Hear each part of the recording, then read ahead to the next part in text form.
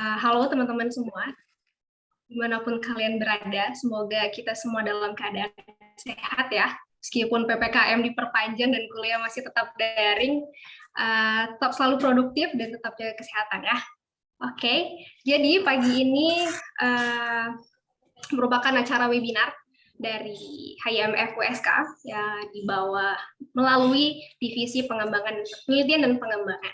Nah, hari ini merupakan webinar kedua nih. Jadi, teman-teman untuk bisa terus update terkait kegiatan positif seperti webinar kita hari ini, bisa terus pantengin dan follow Instagram kita di @HIMF_USK. Nah, pagi ini saya akan menemani pagi weekend kalian bersama nantinya akan berbincang-bincang dan mengupas secara tuntas topik kita hari ini dengan narasumber yang super kece. So, stay tune hingga akhir ya.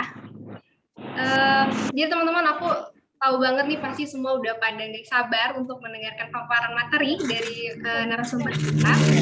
Namun sebelumnya, sedikit info bahwa hari ini tema yang akan dibawakan adalah Build Your LinkedIn, Build Your Future. Nantinya materi akan dibawakan oleh salah satu narasumber kita yang super kece. Beliau merupakan awardee Jarum Beasiswa Plus batch ke-36 dan merupakan Region Leaders di ID Volunteering Aceh Sumatera Utara. Nah, saat ini narasumber kita juga merupakan salah satu mahasiswa informatika angkatan 2018. Nah, langsung saja ya kita sapa. Halo, selamat pagi, Riko Halim. Ya, halo. Gimana kabarnya, Mauriza? Pada hari Halo, ini? bisa didengar suaranya? Halo, kedengaran nggak? Iya. Tes, oke. Kedengaran nggak? Iya, kabarku baik nih, Bang. Abang sendiri gimana? Ya, kabarnya? gitulah ya. Namanya juga mahasiswa gitu kan ya. Jadi nikmatin aja gitu kalau kata orang. Enjoy your life ya. Oke. Ini Abang posisinya di Banda Aceh ya? Iya, di Banda Aceh. Oke, siap. Teman-teman udah pada nggak sabar nih untuk mendengarkan paparan materi dari Abang. Jadi pagi ini kita akan kumpas tuntas ya Bang terkait CV digital atau orang-orang yang biasa lebih mengenal dengan LinkedIn. Oke, langsung saja kepada Bang Riko Halim. Persilahkan. Ya, terima kasih Mauriza. Pertama-tama aku ucapkan selamat datang dan juga terima kasih kepada teman-teman semua yang sudah meluangkan waktu pada weekend hari ini gitu ya. Jadi ketika banyak orang masih sibuk dengan rebahan ataupun masih bermain sosmed, tapi teman-teman sudah berani mengambil satu langkah besar nih untuk berani dalam memperbaiki diri, dalam membangun diri dan juga mau nih berusaha bersama-sama, berdiskusi, bertumbuh bersama gitu ya. Jadi pada hari ini luar biasanya adalah teman-teman ingin mau belajar, ingin mengembangkan diri lebih baik ke depannya gitu ya. Nah, sebelum misalnya kita akan mulai langsung ke LinkedIn ataupun ke topik kita pada hari ini, mungkin aku boleh cek sound dulu nih semuanya. Jadi kalau kata orang kan omongan itu doa ya. Jadi aku mau nanya dulu nih sama teman-teman semua. Siapa yang di sini sudah siap untuk menjadi orang yang lebih berani, lebih baik lagi, yaitu terus juga siapa yang mau pada hari ini selesai dari webinar ini menjadi orang yang bisa membangun LinkedIn lebih baik lagi. Mungkin boleh di chat di kolom komentar gitu ya. Jadi kalau kata orang itu tadi omongan itu doa gitu ya, semoga kita sama-sama mengaminkan, sama-sama support gitu ya, semoga semuanya menjadi lebih realisasi gitu ya. Jadi semoga semua teman-teman semuanya menjadi orang yang lebih baik lagi ke depannya. Mungkin boleh di chat dulu nih. Aku mau tahu teman-teman semua di sini yang mau habis dari sini mempunyai LinkedIn yang baik, yang dilihat sama HR, yang memiliki koneksi yang banyak gitu ya, koneksi yang kuat. Mungkin boleh di chat dulu nih. Aku mau tahu siapa-siapa aja sih sebenarnya yang ingin memiliki kriteria-kriteria itu tadi. Mungkin boleh di chat beberapa orang gini ya. Aku mau cek sound dulu nih. Ya, nih banyak nih rupanya dari teman-teman kita yang mau membuat LinkedIn kita menjadi lebih baik. Nah, oke. Mungkin tanpa panjang lebar aku izin share screen aja dulu ya.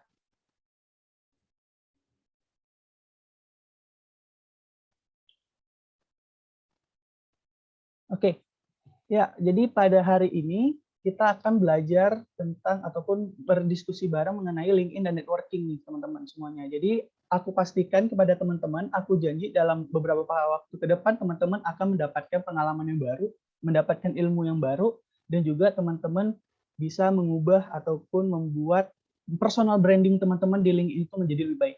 Jadi sekali lagi aku tekankan, aku berjanji kepada beberapa teman-teman semuanya, dalam waktu 40 menit ke depan, kita akan belajar bareng nih teman-teman. Kita akan belajar bareng, kita akan membangun LinkedIn kita bersama-sama nih menjadi lebih baik lagi dan membangun koneksi lebih banyak lagi gitu ya.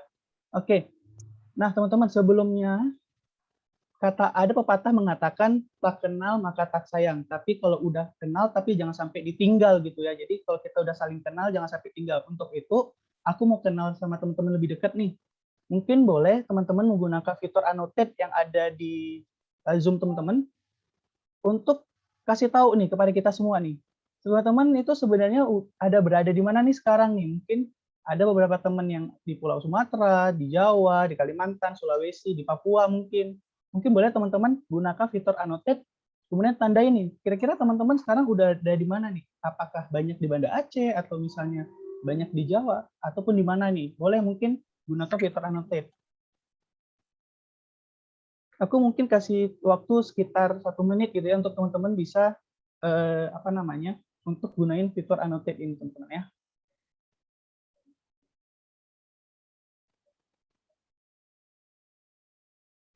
Dari Aceh semua nih kayaknya. Wah, rata-rata banyak dari Aceh. Ini ada yang di luar dari Aceh nggak mungkin? Nggak ada ya? Oke. Yap. Ada katanya dari chat Hana Nurrahma dari luar Banda Aceh, dari luar Aceh. Keren. Oke. Mungkin aku coba ini ya, aku hapus dulu annotate-nya. Mungkin oke, aku hapus. Oke, sekarang kita kembali ke pertanyaan kedua. Kita akan melihat pertanyaan kedua, yaitu sebenarnya teman-teman sudah tahu nggak sih itu LinkedIn itu apa sih sebenarnya? Mungkin boleh gunakan annotate sekali lagi. Kita akan sama-sama lihat nih seberapa banyak sih gitu ya yang tahu LinkedIn itu, ataupun seberapa banyak sih yang belum tahu nih sebenarnya LinkedIn itu apa dan gunanya apa gitu.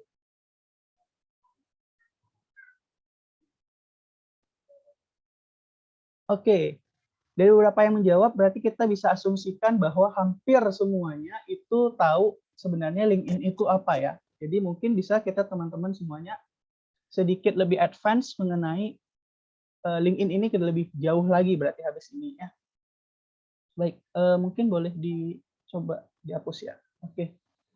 So, pertanyaannya gitu kan ya. Apa sih yang membuat LinkedIn gitu kan? Tapi sebelum itu mungkin izinkan aku mengenalkan diri aku gitu ya. Jadi aku itu Riko Halim dari Informatika FMIPA. Mungkin teman-teman setelah dari sini misalnya mau diskusi bareng atau misalnya punya beberapa pertanyaan, nanti boleh banget untuk reach out ke aku ataupun keep in touch nih, kita bisa mutualan ataupun saling follow-followan di mungkin IG, LinkedIn, ataupun teman-teman bisa mengirimkan email gitu ya. Nah, pertanyaannya, kayak tadi kita sudah bilang kalau misalnya hari ini kita akan belajar LinkedIn dan juga networking gitu ya. Pertanyaannya kemudian adalah kenapa sih LinkedIn gitu? Kenapa LinkedIn? Nah, menurut dari LinkedIn Economic Draft di 2021 itu ada 756 juta orang yang sudah mendaftarkan diri di LinkedIn nih teman-teman, di seluruh dunia gitu ya.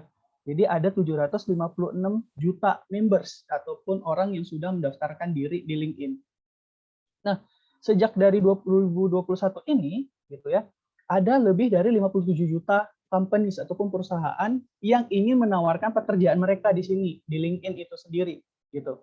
Di mana mereka juga menawarkan sekitar lebih dari 15 juta pekerjaan gitu ya. Jadi teman-teman semuanya di sini bisa nih kita berandai-andai gitu. Mana tahu setelah dari sini kita mendapatkan salah satu dari 15 juta pekerjaan yang ditawarkan gitu.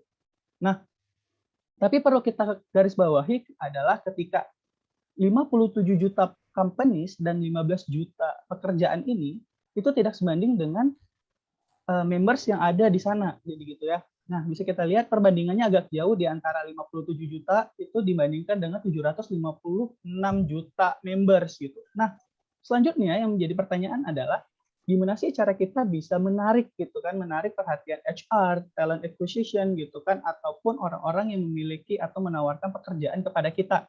Apa sih yang bisa kita lakukan, apa sih yang harus kita lakukan, dan juga bagaimana sih cara kita untuk setidaknya menarik nih banyak orang-orang untuk bisa berkoneksi sama kita gitu. Nah, ada 3 hal yang sebenarnya harus diperhatikan nih, teman-teman.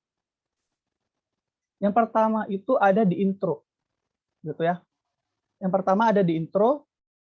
Nah, di intro ini sendiri ada 3 hal penting yang harus teman-teman perhatikan.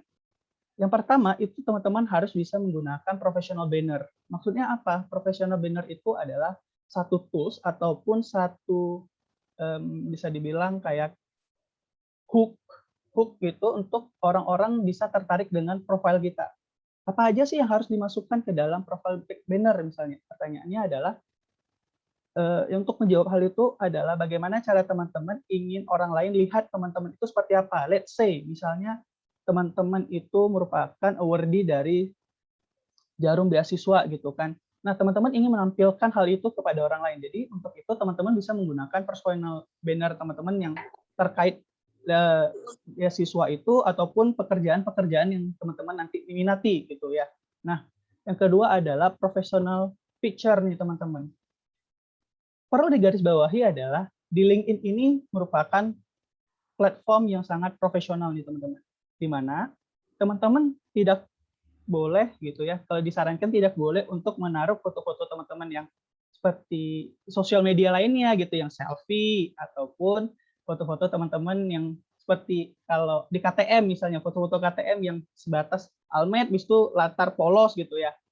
Karena ini kita mainnya profesional, jadi disarankan untuk tidak menggunakan foto-foto itu. Terus pertanyaannya, foto yang seperti apa sih yang disarankan gitu? Yang pertama, foto yang teman-teman bisa gunakan adalah smart casual. Maksudnya apa? Teman-teman bisa mungkin foto pakai jas, ataupun teman-teman mungkin punya PDH, ataupun baju-baju dari pekerjaan teman-teman atau beasiswa teman-teman gitu, itu boleh banget untuk diletakkan gitu ya. Tapi usahakan teman-teman memiliki background-nya ini itu bisa dibilang bertekstur. Maksudnya bertekstur apa? Jadi tidak polos. Jadi kayak misalnya let's say di tempat aku ini adalah profile picture-nya itu aku memiliki tekstur bangunan. Kemudian aku menggunakan baju dari Jarum, yaitu di mana membuat aku menjadi sesosok yang smart casual. Teman-teman boleh banget untuk menggunakan gaya-gaya misalnya tangan dirangkap ataupun agak ke samping ataupun gimana, yang penting jangan kaku, jangan terlalu kayak foto KTP ataupun foto bisa dibilang foto KTM gitu ya. Nah, yang ketiga adalah keyword rich headline. Ini maksudnya apa? Teman-teman, salah satu yang membuat teman-teman bisa dilirik secara langsung oleh HR adalah teman-teman harus meletakkan keyword rich headline. Maksudnya apa? Gini, misalnya teman-teman punya pekerjaan idaman, misalnya let's say aku sedang suka di dunia data analis gitu. Jadi aku akan nulis data analis learner, kemudian aku misalnya pernah mendapatkan beasiswa Jarum. Jadi aku tulis Jarum beasiswa plus batch 36. Dan juga aku kuliah di mana nih? Aku kuliah di Universitas Syahkuala gitu kan, computer science gitu. Aku ambilnya di data mining. Nah, teman-teman, dari ketiga hal ini perlu diperhatikan bahwa sebenarnya kenapa sih penting gitu kan introduction itu. Nah, aku mungkin boleh kasih lihat contoh nih. Aku kasih lihat contoh gitu, ketika aku misalnya atau HR atau kalian nanti akan mencari Riko Halim gitu kan, akan ada lebih dari satu Riko Halim nih. Bisa teman-teman lihat. Nah, pertanyaannya, apa yang membedakan Riko Halim 1 dengan Riko Halim yang kedua? Itu yang dibutuhkan, kenapa harus ada keyword headline, kemudian professional picture, kemudian juga banner gitu ya. Jadi karena kita semua tahu nih, ada beberapa teman mungkin di sini tahu kalau misalnya ketika kita lihat profil orang, itu akan ternotifikasi sama orangnya. Jadi HR sedikit menghindari hal itu, jadi HR ataupun talent acquisition itu lebih baik mencarinya dulu mengenai orang tersebut dari keyword gitu kan ya, dari search. Nah, teman-teman boleh lihat nih, kalau misalnya untuk Riko Halim yang kedua, misalnya Riko Halim kedua itu dia fotonya foto selfie yang bisa dibilang foto KTP gitu ya. Nah, teman-teman semuanya bisa, ini tidak disarankan foto ini. Kenapa? Karena foto ini terlalu dekat, juga foto ini tidak terkesan profesional ataupun mengajak orang untuk berinteraksi sama dia. Begitu. Jadi fotonya itu seperti foto KTP atau foto KTM gitu yang terlalu dekat ataupun pas foto gitu ya. Nah, itu tidak memiliki daya tarik ataupun ketertarikan untuk kita berkoneksi nih sama Rico Halim yang kedua. Nah, untuk Rico Halim yang ketiga itu oke gitu ya. Kita bisa lihat kalau misalnya dia punya tekstur. Namun sayangnya kita nggak bisa lihat nih Rico Halim itu yang mana orangnya. Mungkin teman-teman bisa lihat gitu ya di sini Rico Halim yang ketiga ini kita nggak bisa lihat nih mukanya seperti apa, orangnya seperti apa gitu ya, walaupun ada tekstur di belakangnya gitu, ada warna-warni gitu ya kan, agak sedikit menarik, tapi kita masih belum tahu nih Rico Halim ini seperti apa nih yang ada di foto itu gitu. Nah, untuk Rico Halim yang di bawahnya itu juga tidak disarankan. Kenapa? Karena itu terkesan tidak profesional. Jadi foto selfie, foto dengan sedikit terlalu ke samping gitu ya. Jadi tidak memperlihatkan bagaimana Rico Halim itu bisa menarik ataupun mengajak orang lain untuk berkoneksi dengan dia gitu. Nah, kemudian yang di bawahnya ini lebih parah lagi nih teman-teman. Jadi teman-teman, karena kita tahu LinkedIn ini adalah akun profesional, teman-teman tidak disarankan untuk meletakkan foto selain teman-teman nih, gitu ya. Jadi ketika Rico Halim dicari gitu, kenapa fotonya foto anak-anak gitu kan? HR bakal bingung nih, ini yang kita cari Rico Halim bukan anak-anak ini. Kenapa foto anak-anak yang dipasang di LinkedIn gitu kan? Nah, untuk yang terakhir nih, Rico Halim yang di paling bawah itu juga sama saja tidak disarankan karena kita bukan akun ini bukan akun kampus, akun ini bukan akun yang digunakan hanya satu kampus gitu, tapi kita gunakannya untuk mencari pekerjaan ataupun membangun relasi gitu. Jadi kita harus menggunakan foto-foto yang lebih profesional lagi gitu. Nah, untuk keywordnya itu sendiri bisa dilihat sama teman-teman semua nih. Berarti setiap masing-masing ini punya yang beda nih antara Rico Halim 1 sama Rico Halim yang 2. Coba mungkin teman-teman bayangin gitu. Ketika Rico Halim dari atas sampai bawah itu cuma tulisannya undergraduate student. Undergraduate student at apa gitu. Jadi kayak sama semua. Jadi terus yang membedakan Rico Halim 1 sama Rico Halim 2 itu apa gitu kan ya. Nah, itu makanya 3 hal penting untuk introduction teman-teman agar bisa dilirik sama HR dan juga menarik perhatian HR agar bisa setidaknya pernah melihat profilnya teman-teman gitu.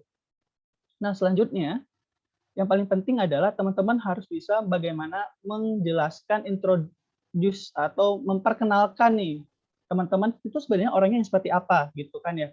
Nah, untuk sekadar informasi aja, HR ataupun segala macam lah yang mencari pekerjaan itu hanya membutuhkan kurang dari 10 detik untuk bisa meng-hire seseorang biar bisa bekerja di perusahaan mereka. Untuk itu, teman-teman membutuhkan sekitar 10 detik gitu untuk bisa menjelaskan teman-teman itu seperti apa, teman-teman itu apa yang kelebihan teman-teman, kemudian requirement teman-teman sudah mencukupi kebutuhan mereka apa enggak gitu kan ya. Untuk itu di about teman-teman harus menggunakan kata-kata yang jelas, kemudian teman-teman juga harus highlight skill-skills yang teman-teman punya dan usahakan menggunakan angka gitu ya. Nah, let's say misalnya aku itu merupakan seorang data analyst learner.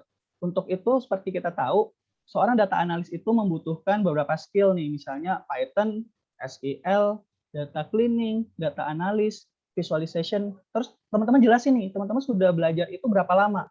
Misalnya kalau aku itu lebih dari 7 bulan untuk sudah mempelajari hal-hal itu. Kemudian teman-teman jelasin juga, teman-teman tuh orangnya seperti apa nih? Hardworking, kemudian suka tantangan, passionate misalnya, kemudian punya antusias yang tinggi dan segala macam gitu. Nah, teman-teman juga perlu jelasin misalnya soft skill yang mendukung. Misalnya untuk menjadi seorang data analis itu karena kita akan membawa sebuah gambar ataupun diagram dalam bentuk cerita, jadi kita membutuhkan communication skills, kita butuh teamwork, kita butuh yang namanya skill public speaking. Di sini aku juga memiliki misalnya pengalaman itu lebih dari 2 tahun, di situ bisa dilihat gitu ya. Nah, untuk itu teman-teman usahakan kasih kalimat yang menjelaskan segala sesuatu gitu ya, pekerjaan yang misalnya teman-teman inginkan tapi dalam bentuk yang jelas, singkat gitu kan kalau bisa. Terus highlight ini beberapa skill-skills yang dibutuhkan. Nah, untuk itu di paragraf kedua yang paling terakhir itu teman-teman bisa banget untuk misalnya taruh jargon teman-teman, quote teman-teman gitu kan, ataupun bisa dibilang kayak kata-kata mutiara yang teman-teman dapatkan gitu selama hidup, ataupun core value teman-teman apa. Misalnya kayak aku gitu, kayak habiskan aja gitu jatah kegagalan. Jadi ketika kita berhasil, yang kita nikmati adalah jatah keberhasilan aja. Untuk itu, teman-teman juga bisa taruh nih, kalau misalnya teman-teman ataupun orang lain yang ingin berinteraksi dengan kita lebih lanjut, mereka tahu nih kita akan dihubungi melalui apa gitu, bisa melalui email, bisa melalui LinkedIn langsung, Instagram misalnya gitu. Tapi teman-teman jangan masukkan nomor-nomor HP ataupun informasi-informasi pribadi lainnya. Kenapa? Karena gunanya dari LinkedIn ini adalah bagaimana cara kita bisa nge-reach out, bisa memanggil HR untuk bisa berkoneksi sama kita, berkontak sama kita untuk meminta informasi lebih lanjut gitu ya. Nah, selanjutnya itu teman-teman perlu perhatikan skills ataupun experience teman-teman nih. Experience teman-teman itu apa aja yang harus dimasukkan gitu. Nah, usahakan teman-teman bisa menggunakan bahasa Inggris gitu ya. Tolong kalau bisa diusahakan jelaskan dalam bahasa Inggris. Kenapa? Seperti tadi aku jelaskan gitu, ada 756 juta orang di seluruh dunia yang menggunakan LinkedIn. Untuk itu, karena ada orang-orang yang di luar Indonesia gitu, ketika mungkin nanti, amin gitu kan, seandainya ke depannya orang-orang yang ada di luar sana meng-hire nih, tertarik sama profilnya teman-teman. Wah, ini cocok banget nih sama kebutuhan perusahaan aku gitu. Mereka bisa tahu nih teman-teman sudah ngapain aja selama experience teman-teman selama dari kuliah, kemudian sampai mau selesai gitu kan, ataupun sampai saat ini teman-teman sudah ngapain aja gitu. Nah, untuk ngejelasinnya itu seperti apa? Jelasinnya teman-teman bisa menggunakan STAR method. STAR method itu apa? STAR method itu situation, task, action, dan result gitu ya. Nah, maksudnya apa? Teman-teman bisa pertama jelasin, ini optional tapi untuk situation. Situasi teman-teman seperti apa sih dalam membuat ataupun selama menjabat pekerjaan itu ataupun jabatan itu. Misalnya teman-teman ketika menjadi seorang ketua divisi misalnya, teman-teman jelasin situasi teman-teman seperti apa sih di himpunan ataupun di organisasi itu gitu. Nah, teman-teman juga bisa jelasin task ataupun tugas teman-teman itu apa. Jadi kayak apa sih sebenarnya job teman-teman ataupun job desk teman-teman itu sebenarnya apa gitu kan. Teman-teman bisa banget untuk ngejelasin nih tugas teman-teman selama memegang jabatan itu apa aja, dan action-nya yang paling penting. Action juga teman-teman harus masukkan. Jadi selama teman-teman menjabat pekerjaan itu, teman-teman sudah ngelakuin apa aja nih, gitu ya. Jadi teman-teman misalnya, kan nggak mungkin kita ketika menjabat satu jabatan gitu tidak melakukan sesuatu. Nah, dan teman-teman usahakan jelaskan secara rinci gitu. Apapun jelas gitu kan mengenai pekerjaan-pekerjaan yang sudah teman lakukan, di situ action-action teman apa aja gitu. Nah, terakhir itu yang paling penting yang akan langsung dilihat sama HR adalah result ataupun impact yang teman-teman berikan kepada organisasi tersebut gitu. Nah, misalnya teman-teman berhasil menaruh misalnya berhasil meningkatkan apa ataupun berhasil membuat apa gitu kan, teman-teman letakkan sebagai impact ataupun result teman-teman gitu. Misalnya let's say aku sebagai region leaders-nya di ID Volunteering Aceh Sumut, aku jelasin pakai angka juga. Jadi kayak aku berhasil nih nge-leading ataupun memimpin lebih dari 20 members gitu. Jadi jelas nih ada 20 orang gitu ya di dalam ID Volunteering Aceh Sumut. Terus aku kasih tahu action aku apa aja gitu. Jadi aku memberikan misalnya organizing team activities, developing, implementation dari timelines to achieve target segala macam gitu kan, delegating task gitu kan segala macam. Terus impact-nya apa? Impact-nya ternyata dari hal-hal itu aku berhasil meningkatkan gitu kan 30% dari followers si ID Volunteering Aceh itu di Instagram. Nah, dengan begitu HR lebih yakin nih. HR juga bisa melihat teman-teman ternyata memiliki usaha yang cukup besar.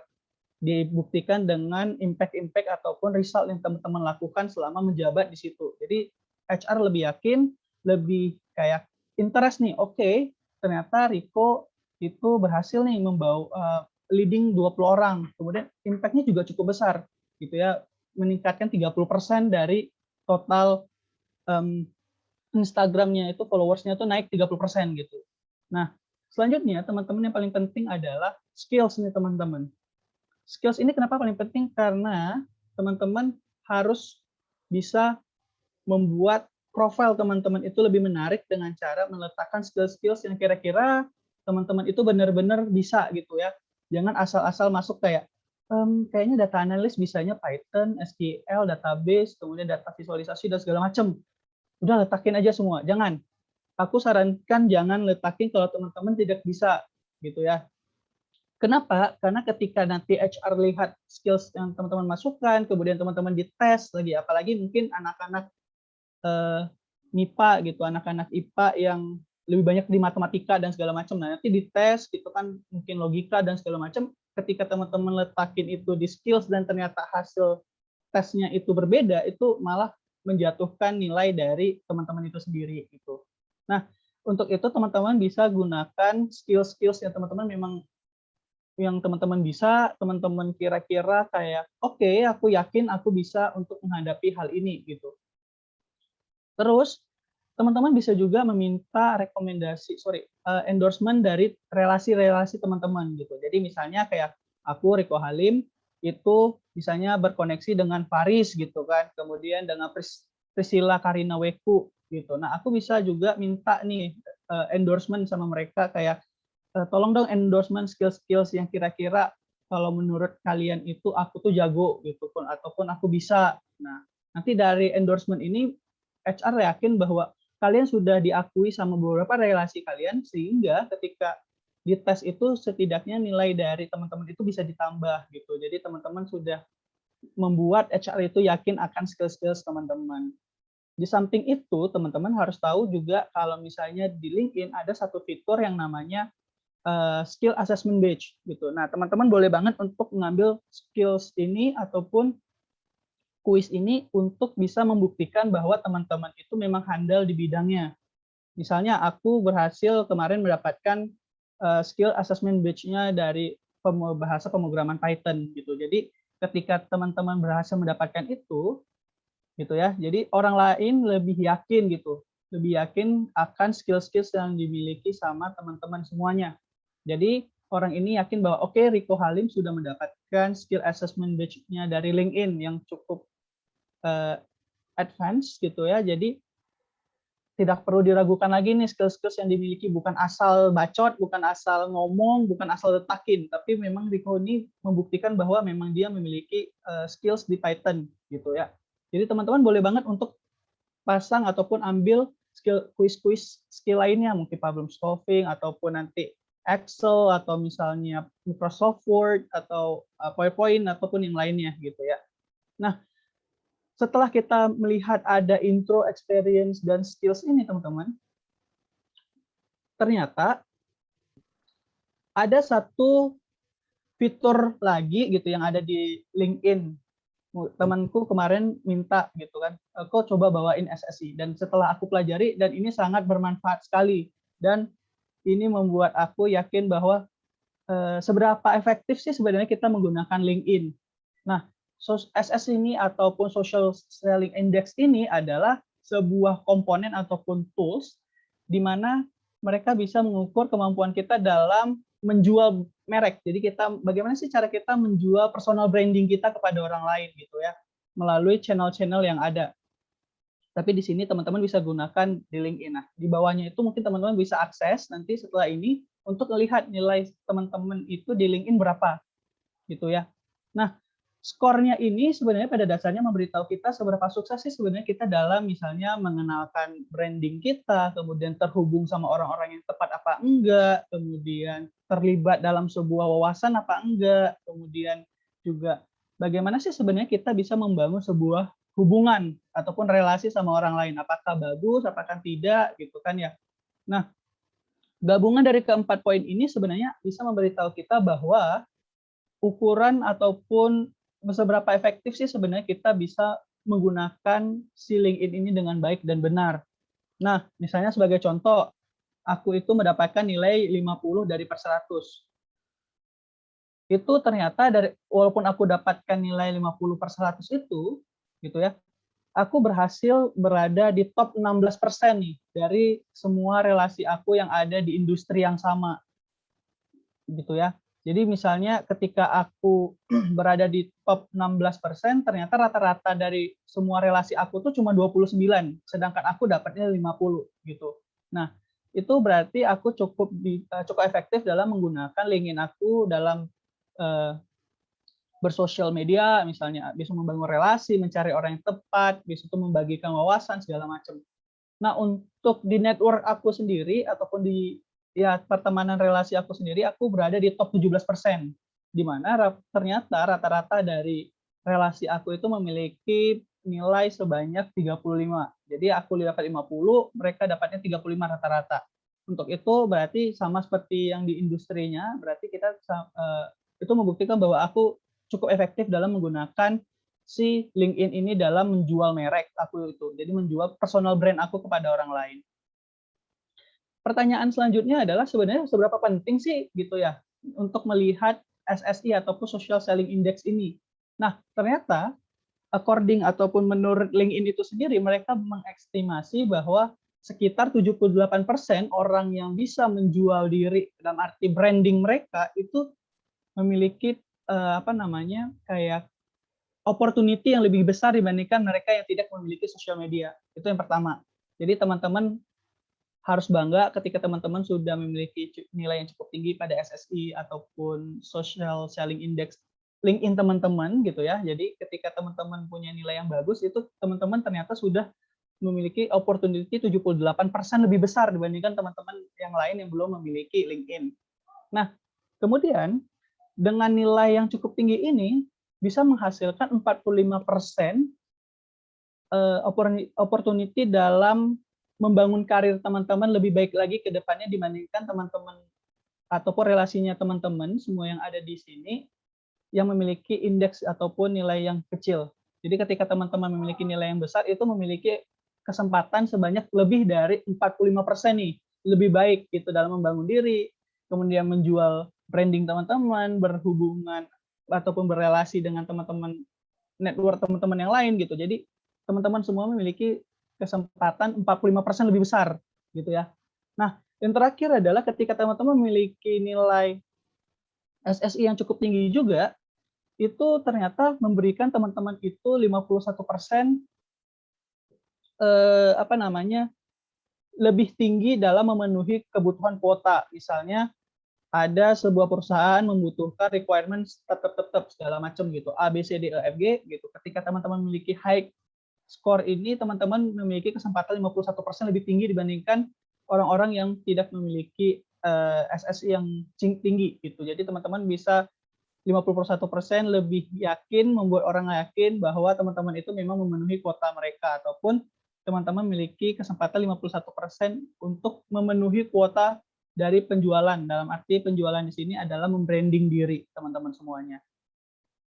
Nah, selanjutnya pertanyaannya adalah bagaimana sih cara kita untuk membangun branding kita sendiri ini teman-teman. Ada 4 hal yang menarik yang bisa kita bahas, yaitu pertama, usahakan teman-teman itu bisa membangun ataupun terlibat dalam sebuah konten. Mungkin misalnya teman-teman sering lihat ada orang lain yang nge-post sesuatu, ataupun teman-teman sering lihat orang nge-like segala macam. Nah, itu salah satu bentuk bagaimana mereka berinteraksi ataupun terlibat dalam sebuah konten.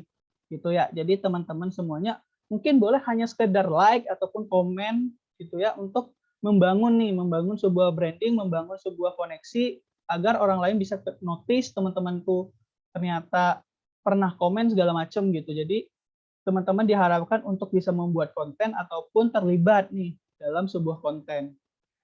Nah, yang kedua adalah setidaknya teman-teman bisa menghabiskan 10 menit per hari untuk bisa berinteraksi sama orang lain gitu.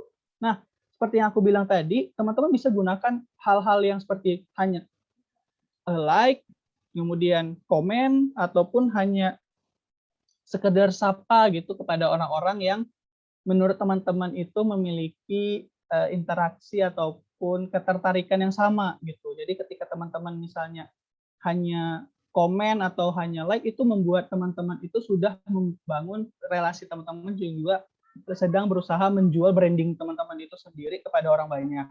Nah, yang ketiga, teman-teman bisa menghabiskan waktu teman-teman untuk mencari orang yang tepat nih. Ketika misalnya let's say teman-teman akan menjadi seorang social media analis misalnya. Nah, teman-teman boleh banget untuk mencari orang-orang yang sama ketertarikannya di bidang social media analis gitu, untuk bisa berinteraksi, bisa membangun relasi, network dan segala macam. Jadi teman-teman usahakan untuk bisa mencari orang-orang yang tepat. Entah itu hanya sekedar di industri yang sama, di perkuliahan yang sama, ataupun di interest yang sama gitu ya. Nah, yang keempat, yang paling penting juga adalah teman-teman juga bisa membangun branding teman-teman lebih profesional nih dengan cara membangun grup gitu kan. Jadi buat grup beberapa orang, bisa teman-teman bisa berdiskusi misalnya hanya untuk sekedar nanya kabar atau misalnya membagikan ilmu baru atau misalnya repost nih, misalnya teman-teman menemukan 5 cara menggunakan sosial media yang baik. Ya, teman-teman hanya sekadar untuk nge-repost ke dalam grup juga itu sudah menjadi salah satu bentuk ataupun cara agar teman-teman bisa membangun branding teman-teman, bagaimana cara teman-teman bisa membangun ataupun menaikkan social selling index teman-teman semuanya menjadi lebih baik lagi ke depannya. Nah, tadi aku sudah berbicara tentang networking gitu ya. Sebenarnya networking ini apa sih gunanya gitu kan ya. Nah, ternyata networking ini berguna untuk pertama membangun sebuah impresi.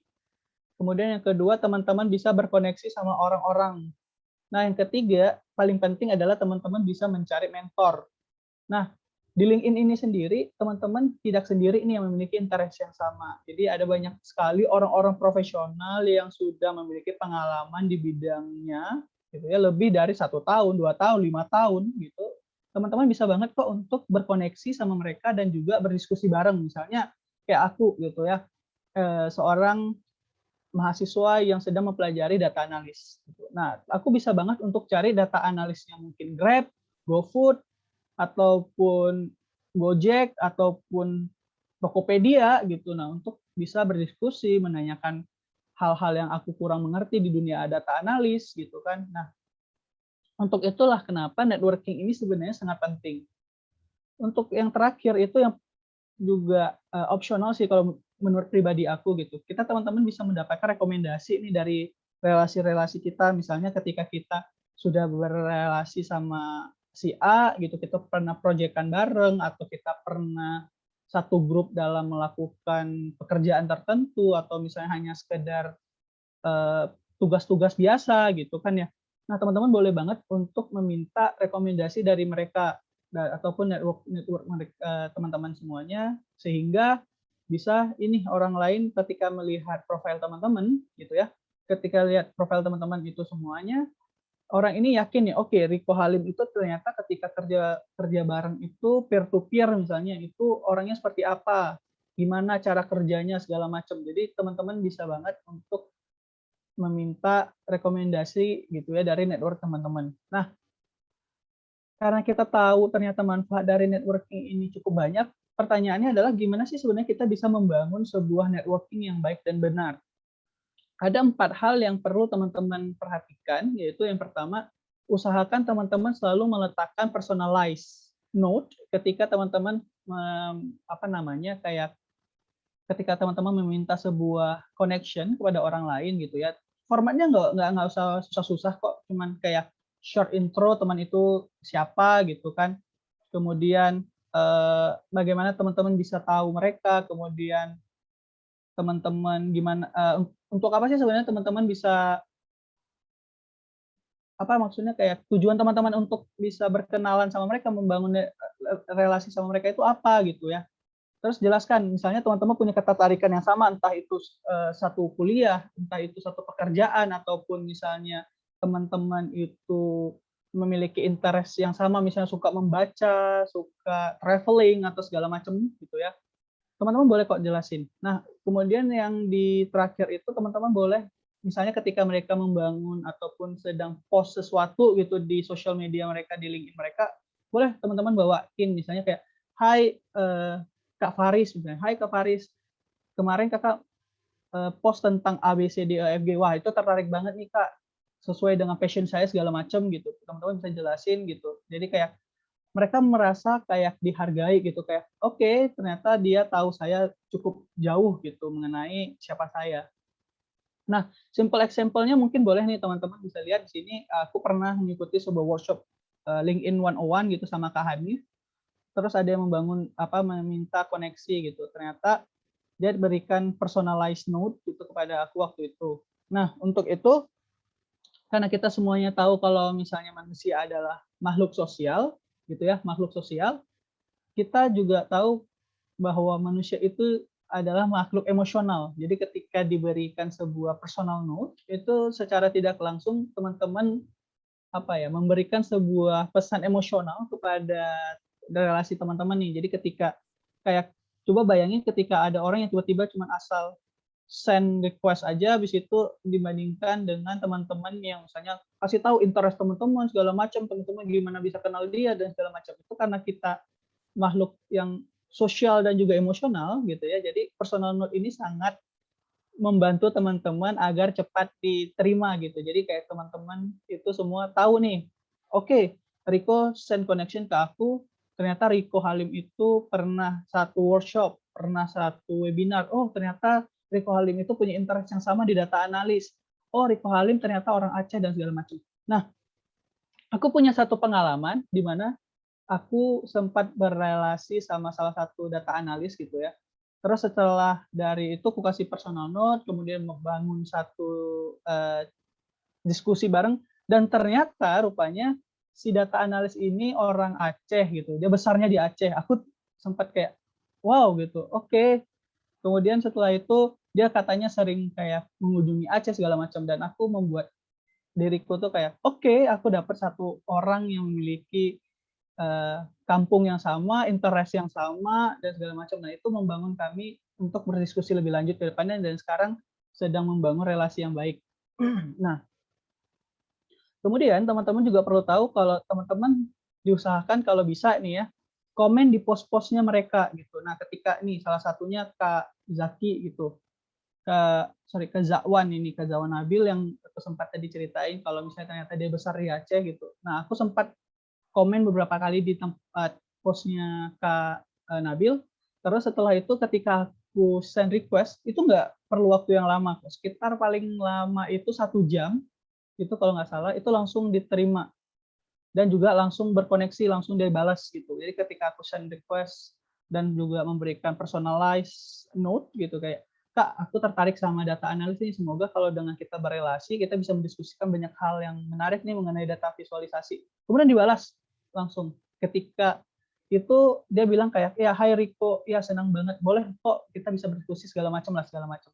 Terus ini berbanding terbalik kalau teman-teman hanya sekedar memberikan send request connection gitu tanpa ada personal note. Jadi kayak oke, ini ada orang baru, dia cuman send request, udah selesai, dia terima, habis itu teman-teman semuanya nggak akan bisa membangun sebuah percakapan, nggak akan membangun sebuah diskusi, gitu ya.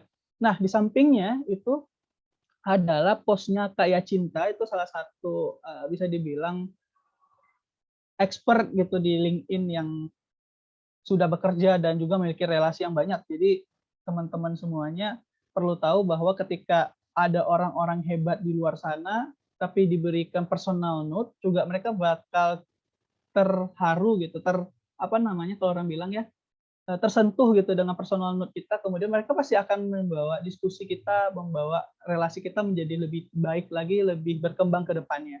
Itu yang paling penting teman-teman untuk membangun sebuah relasi ataupun networking. Nah, teman-teman selain itu juga bisa nih, kalau misalnya teman-teman punya ilmu, let's say nggak perlu yang susah-susah deh, misalnya teman-teman pernah ngikutin webinar mengenai bagaimana sih membangun LinkedIn, atau misalnya kayak bagaimana sih bersosial media yang baik aja gitu, misalnya kayak gitu aja, misalnya teman-teman post gitu di LinkedIn-nya teman-teman, gitu ya, itu sama aja kan teman-teman kita memberikan ilmu baru kepada orang lain gitu. Nah, misalnya let's say aku pernah ngikutin sampai sekarang sih masih ngikutin pelatihan Big Data with Python yang ada sama Kominfo gitu ya. Nah, aku share nih ilmu aku mengenai Big Data apalagi di Python, misalnya aku share misalnya tentang list, tentang tuple, aku misalnya share tentang data tipe dan segala macam lah. Intinya adalah ketika aku mendapatkan ilmu baru aku share.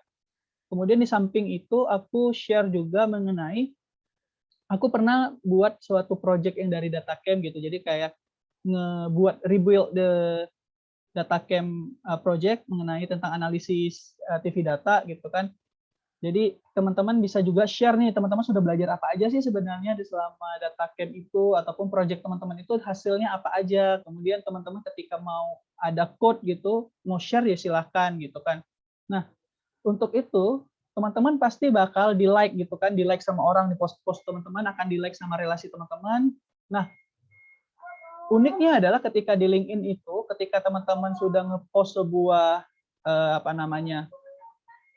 sebuah posan teman-teman bisa di-like sama orang, itu secara nggak langsung posan teman-teman itu akan masuk ke relasinya mereka juga gitu. Jadi ketika teman-teman buat post, bisa misalnya let's say aku post gitu ya, kemudian Faris gitu misalnya like. Nah, nanti posan aku tuh akan masuk ke relasi-relasinya si Faris. Dengan begitu, mana tahu nanti salah satu di antara relasinya Faris itu ada yang memiliki ketertarikan yang sama di bidang data ataupun di bidang pemrograman. Nah, nanti akan ada lagi koneksi, nanti dia like lagi, dia nanti post kita akan masuk ke relasi mereka, nanti dari situ di like lagi segala macam akan jadi itu akan membangun nilai kita, branding kita lebih jauh lagi, dikenal sama orang lain gitu.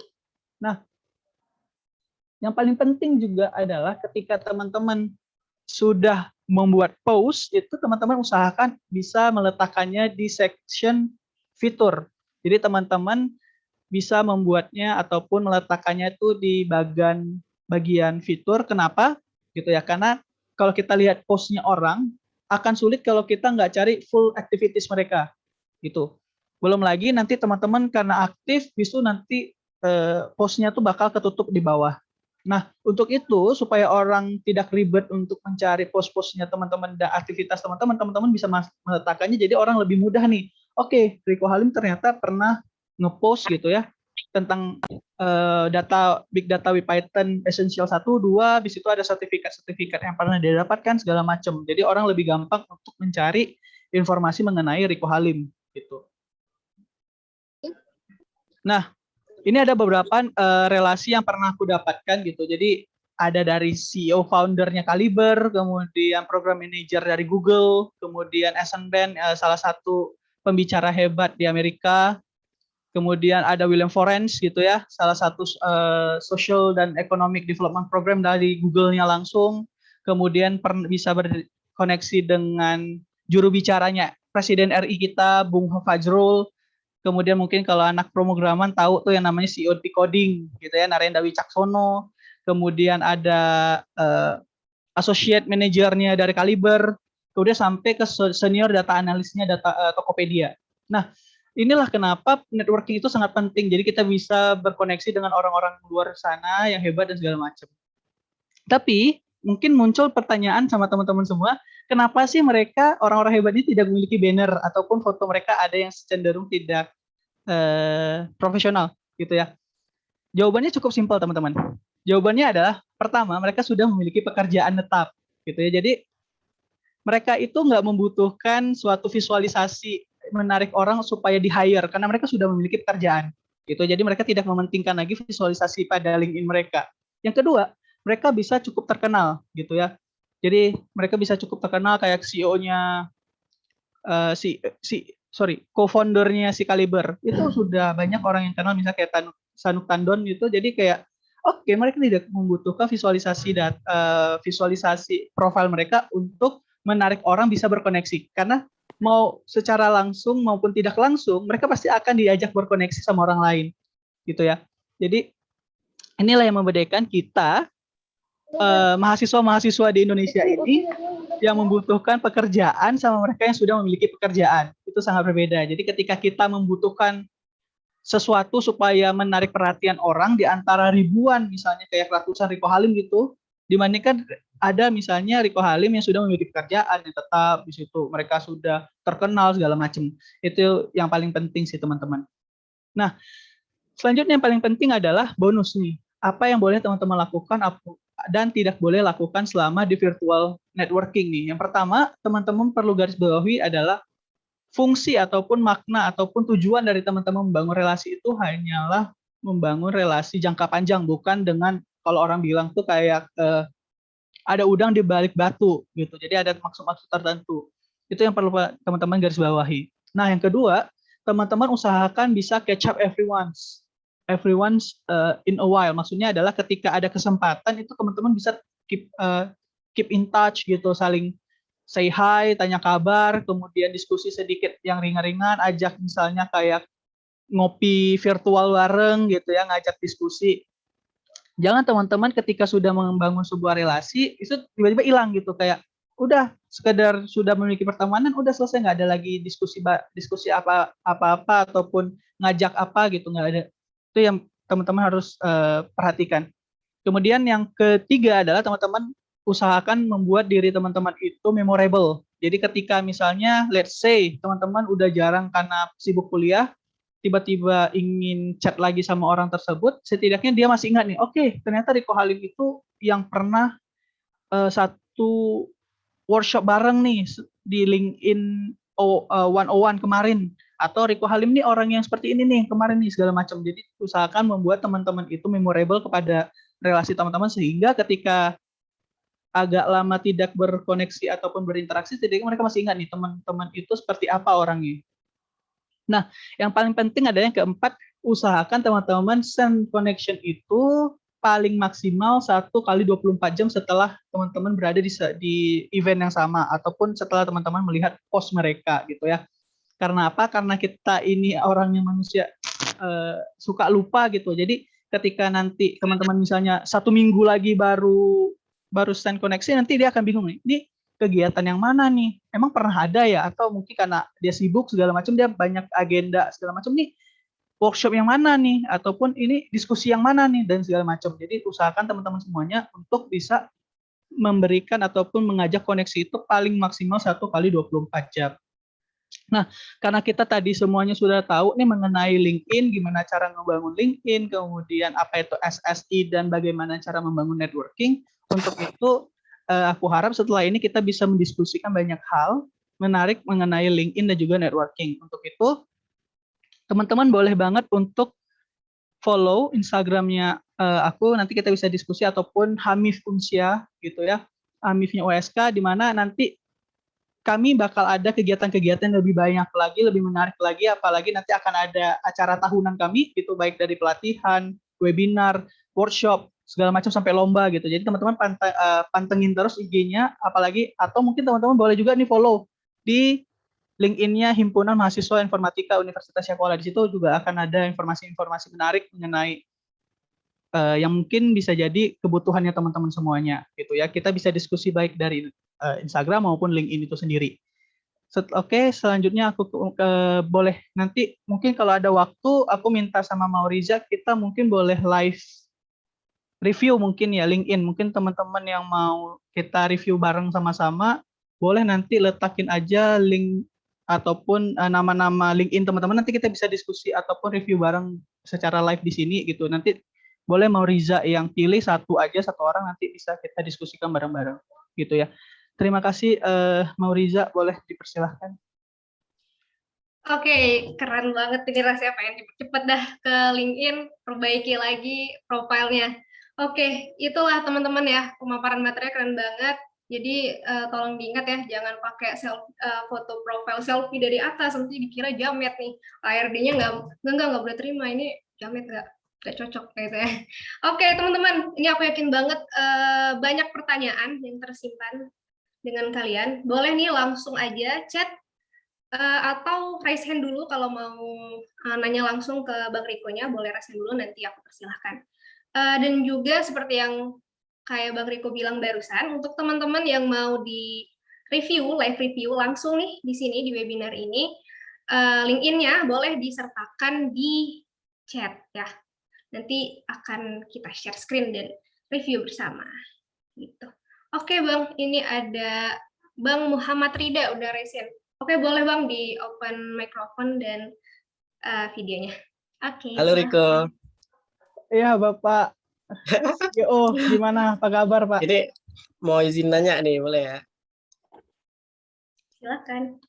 Jadi kita informatika terutama programmer ya, baik itu programmer apapun, kita pasti punya sosial media lain selain LinkedIn ya, kayak misal GitHub dan GitLab dan lain-lain ya.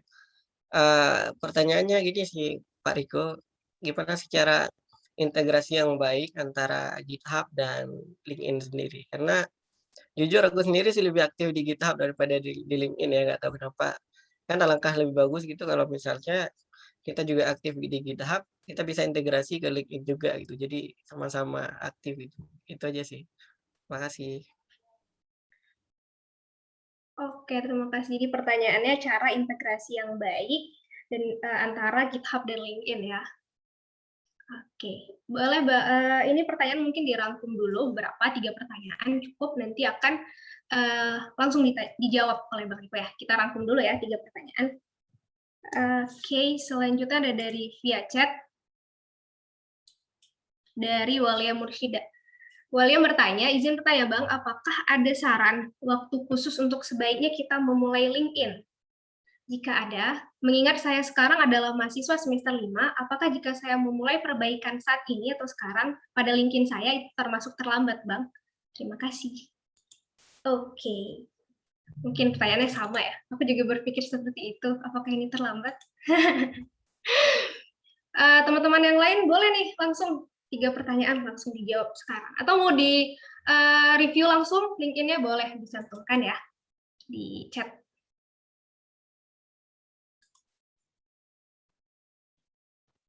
Gimana Bang? Kita jawab terus mungkin ini. Ya, jawab aja dulu 2 ya, sambil mungkin ada beberapa pertanyaan lagi yang lain. Ya, untuk Bapak Muhammad Rida gitu ya, CEO yang luar biasa gitu. Nah, benar, banyak banget sekarang anak informatika ataupun anak yang bermain di dunia code itu lebih aktif di GitHub ataupun segala macam. Nah, untuk itu ada beberapa hal yang bisa kita lakukan nih di LinkedIn. Pertama, teman-teman semua bisa gunain fitur project gitu ya, fitur project teman-teman, misalnya teman-teman pernah ngelakuin apa segala macam gitu kan, yang bisa nanti teman-teman bisa nih masukin link dari GitHub-nya itu di project. Jadi teman-teman selain bisa meningkatkan value teman-teman di dunia coding, teman-teman juga bisa nge-attach ataupun nge-integrasikan antara LinkedIn teman-teman sama GitHub-nya teman-teman semuanya. Jadi secara tidak langsung ketika mereka misalnya ada project A, oke, dia tertarik, kemudian ya tinggal tekan aja nanti webnya, kemudian akan masuk ke LinkedIn-nya ke GitHub-nya teman-teman mengenai project tersebut. Di samping itu teman-teman bisa juga tadi di introduction tentang about itu teman-teman bisa gunakan ataupun tambahkan nih, misalnya kalau ketika interest sama teman-teman, mereka bisa berkontak teman-teman melalui email, ataupun teman-teman mereka bisa lihat nih code-code teman-teman itu ada apa aja sih sebenarnya di GitHub teman-teman. Jadi bisa masukin misalnya email !2 email teman-teman, nanti GitHub apa nama teman-teman gitu. Nah, mungkin kira-kira seperti itu sih ya untuk mengenai yang namanya GitHub dan juga GitLab atau apapun itulah mengenai itu yang akan diintegrasikan melalui LinkedIn. Untuk pertanyaannya kedua itu adalah kalau boleh jujur, to be honest gitu ya, aku baru memperbaiki LinkedIn aku itu di semester 6 akhir kemarin gitu. Jadi ketika aku ngikutin kegiatannya Google yang sama Kementerian Pendidikan itu loh, yang Bangkit gitu ya, Bangkit itu ada namanya soft skill di situ baru aku mengenal lebih lanjut mengenai apa sih sebenarnya LinkedIn itu, apa sih sebenarnya profesional platform itu segala macam. Jadi menurut aku sih kalau memang mau mulai dari sekarang itu lebih bagus, apalagi anak-anak misalnya semester 1, semester 3 gitu. Nggak perlu muluk-muluk nih, nggak perlu muluk-muluk. Ya cukup aja masukin misalnya experience teman-teman, kemudian teman-teman misalnya punya ikutin webinar-webinar segala macam, tapi usahakan sertifikatnya itu sertifikat workshop kalau bisa. Jangan sertifikat webinar yang hanya bersifat 1 hari. Kalau misalnya ada webinar-webinar atau workshop yang hitungannya 3 hari, 5 hari gitu ya, itu boleh banget untuk masukin, ataupun misalnya teman-teman punya kayak di coding, di Datacamp, di Revo misalnya tentang social marketing dan segala macam itu. Nah menurut aku nggak telat sama sekali untuk mulai dari semester 5 karena aku sendiri dari semester 6 akhir baru ku bagusin LinkedIn dan berkoneksi sama banyak orang.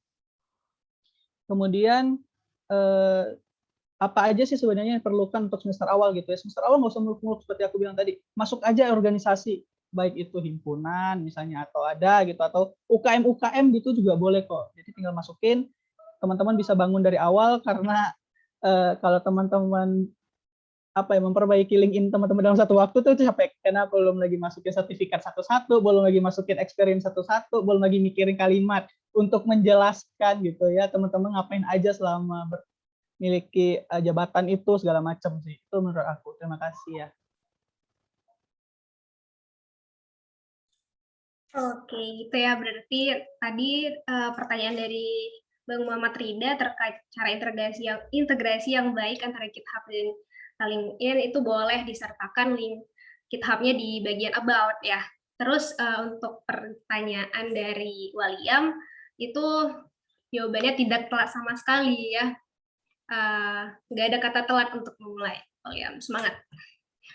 Oke, kita tunggu lagi nih pertanyaan-pertanyaan dari teman-teman, atau mau di review secara live LinkedIn-nya boleh banget disertakan linknya di chat ya. Kita tunggu.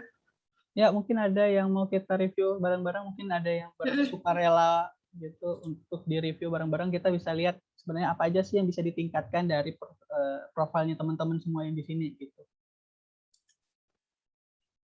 Ayo teman-teman, kesempatan langka loh di review langsung sama Bang Riko.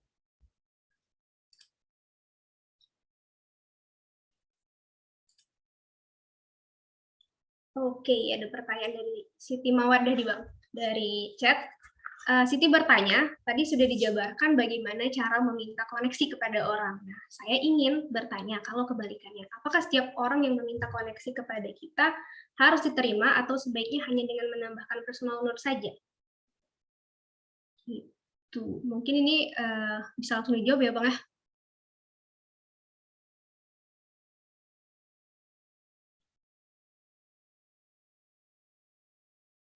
Oh ya, oke. Mungkin hal pertama yang harus diperhatikan adalah ada dua hal yang harus diperhatikan. Pertama, ketika teman-teman memiliki sedikit koneksi sama teman-teman yang sudah memiliki banyak koneksi. Ketika teman-teman hanya memiliki koneksi misalnya di bawah 500 orang gitu, aku saranin untuk terima aja semua orang dulu gitu. Kenapa? Karena ketika nanti teman-teman post sesuatu, mereka like, itu akan masuk ke relasi mereka gitu kan, secara nggak langsung mereka memperkenalkan diri kita, branding kita secara nggak langsung kepada relasi mereka. Jadi makin banyak nih orang-orang yang kenal sama kita, makin banyak orang-orang yang bakal membantu menaikkan setidaknya koneksi kita ataupun networking kita. Nah, tapi kalau ketika teman-teman sudah memiliki koneksi di atas 500 ataupun banyak lah tidaknya, itu mungkin boleh teman-teman sudah mulai sedikit filter teman-teman siapa-siapa aja yang perlu teman-teman add gitu ataupun teman-teman terima. Kenapa? Karena kalau nggak salah ada batasan khusus untuk berapa banyak sih sebenarnya orang-orang yang boleh diterima ataupun berkoneksi sama kita. Untuk itu jadi perlu diperhatikan sih dua hal itu sih. Ketika teman-teman sudah banyak silahkan difilter, tapi kalau belum ya silahkan naikin aja gitu ya, koneksi banyak-banyak gitu. Itu sih.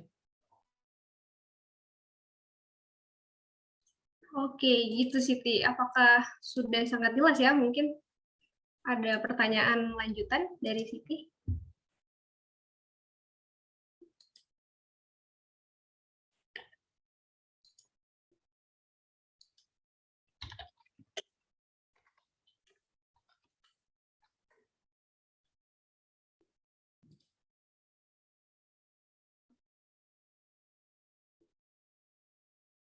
Oke, ada pertanyaan lagi nih dari Kak Saidatul Lia. Hai Riko dan Mori, hai. Kak Saida bertanya tentang ada beberapa pertanyaan. Yang satu, apakah di LinkedIn harus selalu menggunakan bahasa Inggris? Apakah boleh kalau kita pakai bahasa Inggris sesekali? Dan pertanyaan kedua, untuk bagian tentang experience tadi, misal seperti tadi ada peningkatan 30% followers, apa itu nanti bakalan dicek juga bukti dari research yang kita paparkan?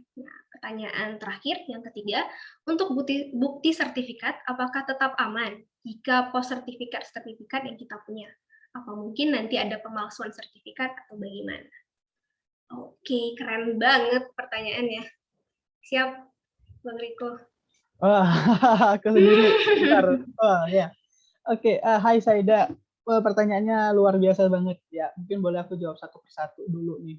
Yang pertama, apakah LinkedIn harus selalu menggunakan bahasa Inggris? Jawabannya enggak. Ketika memang kalau misalnya teman-temannya Saida itu kebanyakan lokal ataupun orang Indonesia.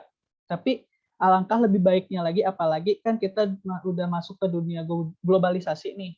Jadi kan tidak menutup kemungkinan ya hitung-hitung gitu ya kita belajar bahasa Inggris. Toh aku juga banyak kok bahasa Inggrisnya yang gunakan Google Translate gitu. Misalnya ketika aku bingung dengan kalimat apa gitu ya aku ke Google Translate, kemudian ya aku coba pahamin, kemudian coba pakai kata-kata sendiri, ubah segala macam. Jadi jawabannya sebenarnya tidak harus bahasa Inggris, tapi kalau bisa sih bahasa Inggris. Apalagi ketika memang teman-teman semua yang di sini berkeinginan untuk memiliki relasi di luar gitu ya, di luar sana yang orang-orang notabene-nya menggunakan bahasa Inggris. Nah, yang kedua, itu apakah nanti misalnya ada peningkatan 30% itu bakal dicek apa enggak? Menurut aku sih HR nggak sampai benar-benar ngecek, tapi mereka bisa menggunakan beberapa pendekatan-pendekatan nih dalam interview. Misalnya mereka akan menggunakan BEI, metode BEI, behavior apa gitu. Aku lupa tentang gimana sih sebenarnya mereka pokoknya akan nemuin nih teman-teman itu berbohong apa enggak. Kemudian teman-teman juga ditanyakin nih, sebenarnya cara ningkatin 30% itu seperti apa? Kalau memang nanti logical, ya bagus gitu kan. Kalau enggak, itu yang perlu dipertanyakan. Nanti mereka malah buat nilai teman-teman atau value teman-teman malah makin turun, makin jelek gitu di mata HR. Karena banyak sekali metode-metode yang digunakan psikologi apalagi untuk melihat teman-teman itu sebenarnya mengatakan hal yang benar apa enggak. Untuk itu, usahakan kalau bisa sejujur mungkin, senatural mungkin gitu ya. Ketika memang hanya naik 5% ya nggak masalah, 5% setidaknya teman-teman sudah menunjukkan usaha teman-teman dalam meningkatkan sebuah followers ataupun ada angka yang jelas social teman-teman, impact yang teman-teman berikan gitu. Nah, untuk yang ketiga nih, untuk sertifikat apakah tetap aman? Kalau as long as aku ngepost dan beberapa temanku yang ngepost sih masih aman ya, belum ada yang namanya pemalsuan karena ada beberapa hal misalnya kalau untuk masukin sertifikat itu ada yang diminta nanti credential number ataupun credential URL teman-teman bisa masukin. Misalnya let's say ketika Datacamp ataupun di coding itu memberikan sebuah sertifikat, kalau nggak salah aku mereka bakal mendapatkan credential URL. Jadi ketika URL ditekan akan masuk tuh di coding nanti akan diberikan kepada siapa gitu kan. Jadi ketika teman-teman tidak memiliki credential URL ataupun credential number itu bisa dipastikan sedikit terjadi pemalsuan data gitu. Jadi untuk itu teman-teman juga perlu perhatikan bahwa tidak masalah sih kalau menurut aku untuk masukin sertifikat. Oh, kita kan sedang menjual diri nih, melakukan branding kita lebih baik lagi. Jadi menunjukkan nih sebenarnya kita sudah mendapatkan pencapaian apa saja dengan memasukkan sertifikat-sertifikat. Urusan nanti dipalsuin apa enggak kan nanti itu urusan belakang nih. Maksudnya adalah kita setidaknya punya bukti nih. Oke, ada nama saya, kemudian saya pernah lakuin ini, kemudian ada bukti-bukti lainnya lah, misalnya mungkin screenshotan atau teman-teman punya lakuin project bareng segala macam, teman-teman bisa buktiin. Terus kalau enggak, misalnya nih teman-teman diterima gitu kayak aku misalnya diterima di Bangkit, itu tinggal tunjukin aja, oke ini aku ada email dari Bangkit bahwa aku diterima dari Bangkit, kemudian ini sertifikatnya ini, udah selesai. Itu salah satu bukti juga bahwa teman-teman itu sertifikatnya didapatkan dengan cara yang legal, bukan ilegal gitu sih.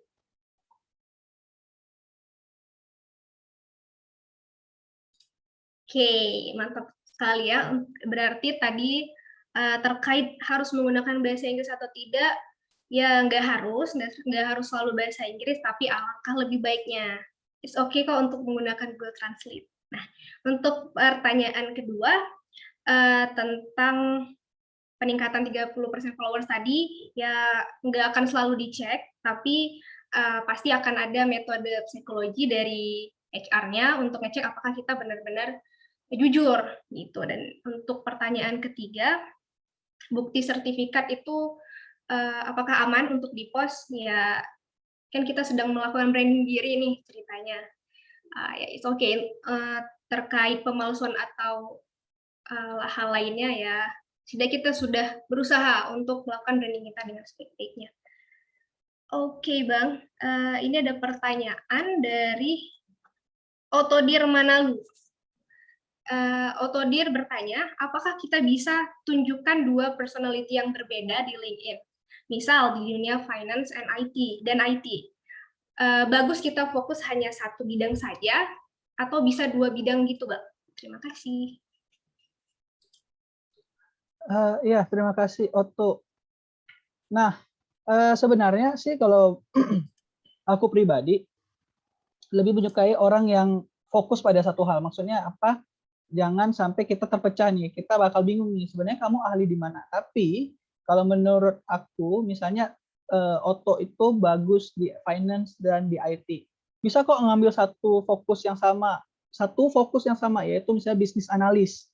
Itu ada finance-nya, di situ ada IT-nya gitu ya.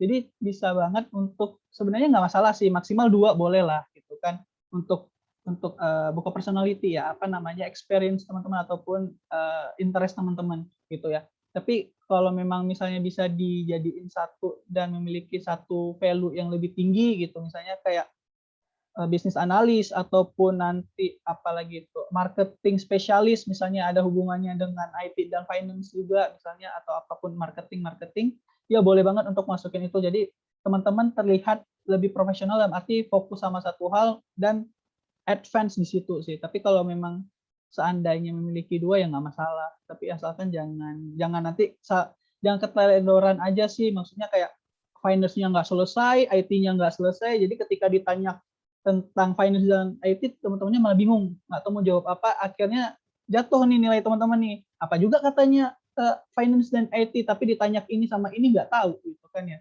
Jadi gitu sih menurut aku, ya nggak masalah sih kalau dua.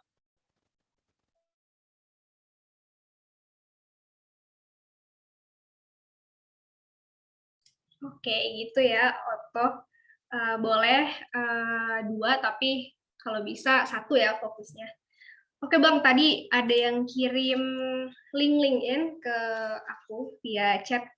Mungkin aku share ke everyone ya, biar bisa di-share screen nanti. Iya, untuk boleh. kita review. Dari Jessie Hanifia. Nanti yang share-nya boleh aku ya? Ya, boleh. Bentar ya.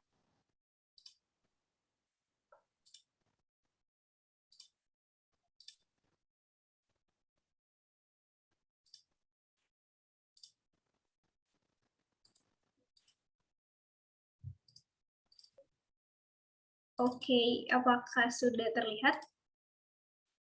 Oke, udah.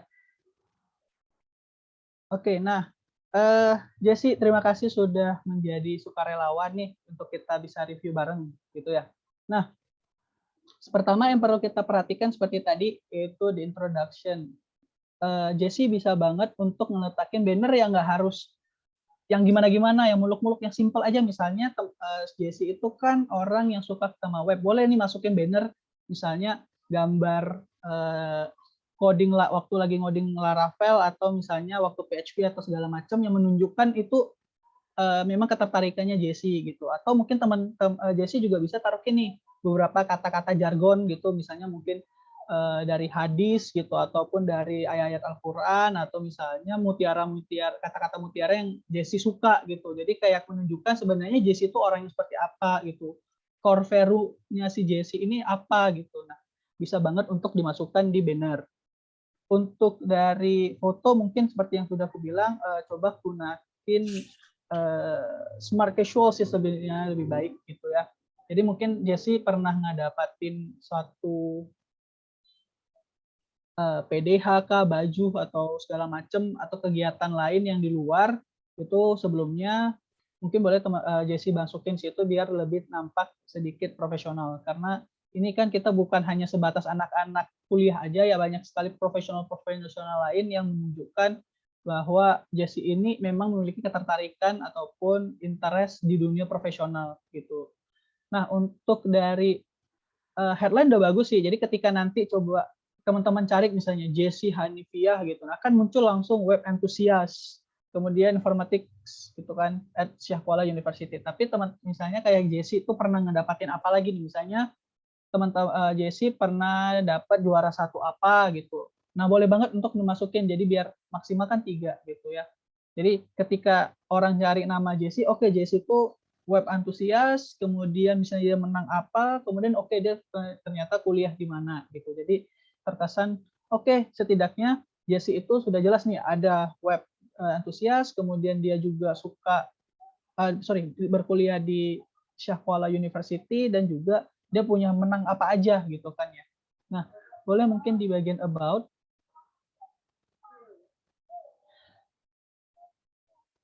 Nah, di bagian about itu sebenarnya udah bagus banget nih, Jessie. Cuman mungkin boleh ditambahkan beberapa soft skill, misalnya tidak hanya di bidang hard skill. Kalau ini kan kita lihat banget nih, semua hard skill nih. Hard skill-nya itu maksudnya kayak CSS, HTML, Bootstrap, Laravel, segala macam. Tapi Jessie lupa nih, ada beberapa soft skill mungkin teman-teman lain juga perlu masukin, kayak Jessie itu sebenarnya orang yang memiliki critical thinking yang cukup besar, ataupun misalnya public speaking-nya Jessie bagus segala macam. Karena kita tahu kalau satu pekerjaan itu harus ada hard skill dan soft skill nih. Di samping itu juga Jessie juga boleh nambahin. Jadi sebenarnya HTML, CSS, Bootstrap, dan Laravel ini sudah dipelajari berapa lama gitu kan ya. Karena seperti yang aku bilang, HR itu kurang dari 10 detik untuk menilai seseorang. Jadi ketika mencocokkan, misalnya aku membutuhkan seorang web programmer, web developer yang sudah memiliki pengalaman di atas 2 tahun gitu. Nah, ketika aku lihat Jessie Hanifiah, oke, ini sedikit memenuhi nih, karena dia sudah jelasin kalau dia bagus di HTML, CSS, Bootstrap, dan Laravel. Tapi sayangnya aku nggak tahu dia sudah berapa lama, bisa aja 1 hari, 1 minggu, 1 bulan gitu kan, bahkan 1 tahun gitu. Jadi aku perlu kejelasan nih untuk melihat sebenarnya Jessie itu sudah berapa lama sih sudah berkecimpung di dunia web ini gitu. Nah, kemudian boleh juga dimasukin kayak Jessie ini sudah ngelakuin apa aja sih selama ini, misalnya Jessie bisa masukin kayak past, present, future, kayak kita belajar bahasa Inggris gitu ya. Jadi past-nya Jessie sudah seperti apa, present-nya sekarang ini kita ngapain, dan juga ke depannya Jessie mau ngapain nih. Jadi jelas gitu kan runtutannya Jessie itu mulai dari past, present, future-nya ngapain, dan juga mungkin Jessie bisa masukin nih, ketika aku interest sama Jessie, ini aku mau ke mana nih kontaknya? Apakah aku kontak ke Instagram, ke WA, ke email, tapi di mana nih aku mau kontaknya supaya bisa kenal Jessie lebih lanjut. Itu sih. Jadi sebenarnya udah bagus banget, tapi tinggal tambahin aja beberapa hal. Kemudian untuk ya, nah untuk feature ini juga udah bagus gitu kan. Dia sudah nampakin kalau dia pernah ngelakuin satu project gitu. Jadi nampak nih ada GitHub-nya segala macam. Oke, nanti tinggal dilihat aja code-nya seperti apa, cara algoritmanya bagaimana, kemudian apa aja project yang misalnya pernah dimasukin, boleh juga masukin lagi ulang. Gitu ya. Nah, untuk aktivitasnya Jessie sendiri masih terlihat ini ya, masih apa namanya, kurang. Kenapa? Karena cuman terlihat ada 2 kegiatan yang Jessie sendiri sudah lakuin, yaitu cuman komen, say thanks gitu kan, kemudian satu lagi terakhirnya kayak share gitu. Nah, boleh banget Jessie untuk lebih aktif lagi nih, lebih aktif lagi sebenarnya bagaimana cara Jessie menarik orang agar bersosial media ataupun berkoneksi dengan Jessie. Misalnya Jessie lebih aktif lagi post misalnya, ataupun lebih banyak lagi, lebih sering-sering like, komen, kemudian berinteraksi sama orang segala macam. Itu sih kalau menurut aku.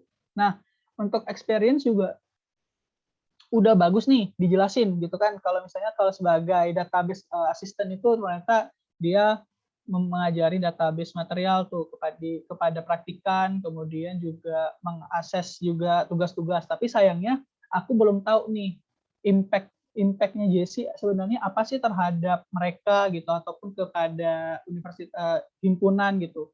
Kemudian juga aku belum lihat nih apakah cuman memberikan material aja sama mengakses gitu kan. Kalau misalnya iya, ya, apa yang membedakan JC sama praktikan lab yang lain gitu ya. Sama-sama misalnya kan kita apalagi anak informatika tuh banyak tuh satu orang megang aslab banyak ataupun satu mata kuliah itu dipegang banyak aslab. Nah, yang membedakan JC sama orang lain itu sebenarnya apa gitu? Apa yang membuat JC itu bisa menarik perhatian HR kayak gitu? Karena kalau pikiran HR sendiri, kalau aku pribadi biasanya nge-hire gitu kayak, iya oke, itu database itu ya memang tugasnya itu. Tapi kalau misalnya yang membedakan JC sama orang lain apa? Misalnya JC bisa masukin nih dengan cara ngajarnya JC sudah memberikan impact misalnya nilai sebanyak berapa persen sih sebenarnya peningkatan ataupun berapa banyak sih mahasiswa yang lulus dengan baik gitu ataupun sudah mengajari apa aja nih misalnya kalau database itu diminta SQL, Jesse bisa ngajari misalnya lebih expert lagi, misalnya ada penambahan-penambahan NoSQL ataupun misalnya tiba-tiba bisa masukin apa yang relevan gitu, yang membedakan Jesse sama yang lain. Kemudian experience-nya mungkin boleh dibanyakin lagi terhadap apa aja sih yang sebenarnya experience-nya Jesse. Maksud aku kayak pertama Jesse mungkin seorang mahasiswa himpunan nggak, maksudnya anggota himpunan boleh masukin. Kemudian Jesse ada aktif di luar sana nggak, misalnya aktif di organisasi A, B, C, D gitu. Masukin aja semua organisasi-organisasi ataupun experience yang Jesse masukin gitu, yang pernah Jesse hadapin. Untuk itu membuat si HR nih yakin kayak oke, Jesse itu bukan hanya mahasiswa yang kupu-kupu, kuliah pulang atau kura-kura gitu kan, kuliah rapat, tapi dia memiliki impact, kemudian dia memiliki pengalaman-pengalaman yang banyak nih, oke, cocok nih, karena kita membutuhkan orang-orang yang seperti ini dalam meng-hire gitu kan. Nah, untuk license-nya sebenarnya udah bagus tuh. Nah, bisa dilihat kayak misalnya dari Freecode Camp itu kan ada tuh license dari si kredensial. Nah, itu bisa tuh, makanya aku bilang tadi ada kredensial mungkin bisa melalui entah itu kredensial URL, kredensial number, dan segala macam lainnya gitu. Kemudian untuk volunteeringnya udah jelas tuh. Jesse sudah ngapain aja, tapi mungkin boleh nih jelasin lagi tugas Jesse itu kan sebagai project manager nih. Aku nemuin oke, Jesse seorang project manager, tapi aku belum dapat nih. Apa sih sebenarnya yang benar-benar jadi main jobnya si Jesse sebagai project manager? Kayak apakah hanya research, apakah hanya berkomunikasi dengan lead, kayak itu kan memang udah pasti wajar nggak sih, maksudnya kayak di organisasi itu ya pasti ngomong sama lead gitu kan, terus pasti ada rapat, pasti ada pasti ngelakuin research gitu, tapi apa sih impact yang sudah diberikan itu terhadap si study turtle ini sendiri gitu. Nah, untuk skill sendiri dan endorsement itu boleh banget, apalagi kalau nggak salah aku lihat tadi relasinya cukup banyak ya, 100-an. Itu boleh banget minta nih sama mereka untuk nge-endorse gitu. Endorse skill aku dong, atau mungkin kita endorse back, bisa nggak ya, kayak kita mutual, apa sih namanya, apa ya, simbiosis mutualisme gitu. Jadi saling me-endorse satu sama yang lain. Nah, kemudian yang di bawahnya itu udah bagus banget tuh bahasa. Kemudian, nah itu yang maksud aku tadi, ada fitur project. Nah, itu misalnya kayak kode. Nah, itu kan bisa tuh dimasukin dan kita integrasikan sama GitHub. Itu. Nah, sebenarnya udah bagus sih sama Jesse, paling kayak beberapa hal yang harus diperhatikan kayak tadi itu yang perlu diubah dan diperbagus lagi. Overall sih udah bagus gitu. Terima kasih Jesse. Oke, Jesse, gitu ya. Tadi aku juga ada catat beberapa list yang harus diperbaiki atau diupdate. Mungkin aku bakal sedikit mengulang ya. Yang pertama itu terkait banner. Mungkin bannernya bisa diubah lagi. Kemudian foto profile. Yang ketiga itu ada about.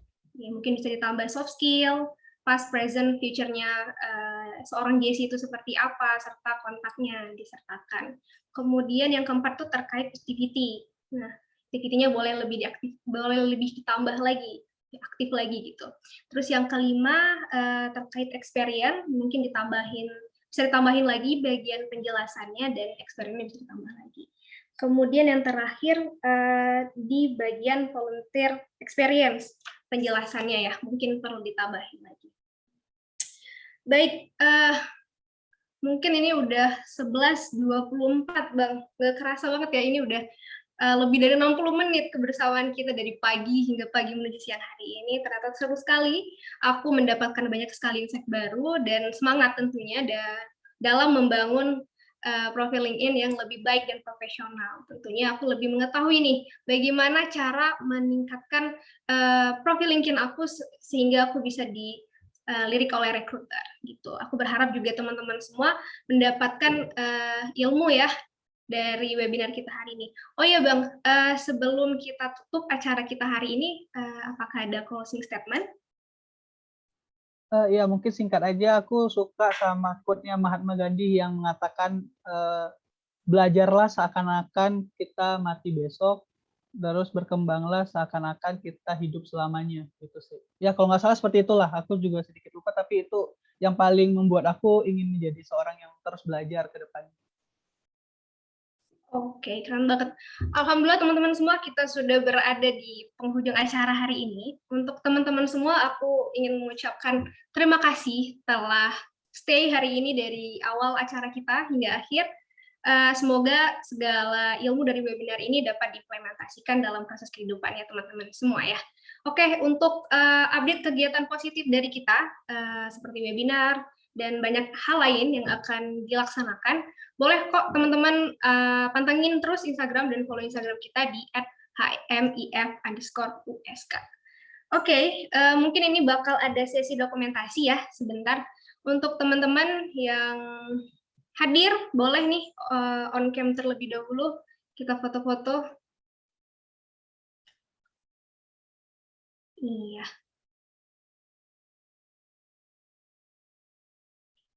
Ditunggu ya, 1 menit lagi.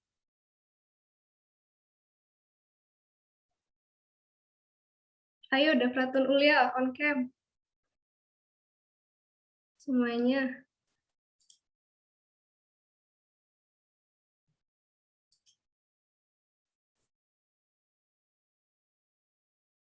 Oke, udah lumayan rame nih.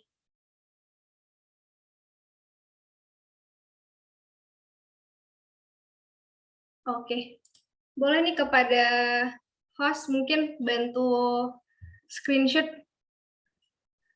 untuk dokumentasi acara kita hari ini. Ya.